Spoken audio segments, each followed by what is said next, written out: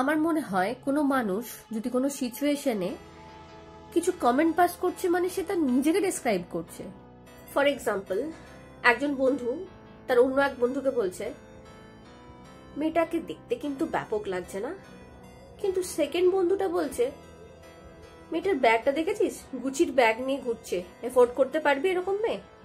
Third বন্ধুটা বলছে, মেয়েটাকে একটু গায়ের রংটা কালো না, চাপা চাপা গায়ের রং।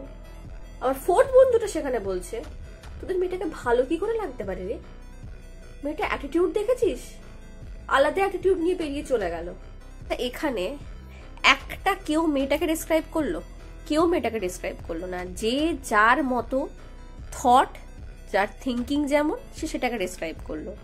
আর ওই মানুষটার থট, তার চাইল্ডহুড ট্রমা, তার ইনসিকিউরিটিস, তার প্যারেন্টিং, তার লাইফের এক্সপিরিয়েন্স, এটা ভালো খারাপ যা কিছু হতে পারে তার উপর ডিপেন্ড করে।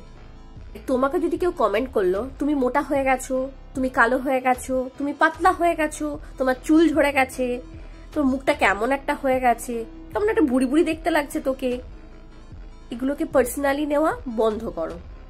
এই মানুষটা তার নিজের লেন্সেসটাকে শেয়ার করছে, নিজের থটসটাকে শেয়ার করছে, তোমার উপরে কমেন্ট পাস করছে মানে সে নিজেকে বলছে নিজে কেমন, ওকে, তোমাকে ডিসক্রাইব করছে।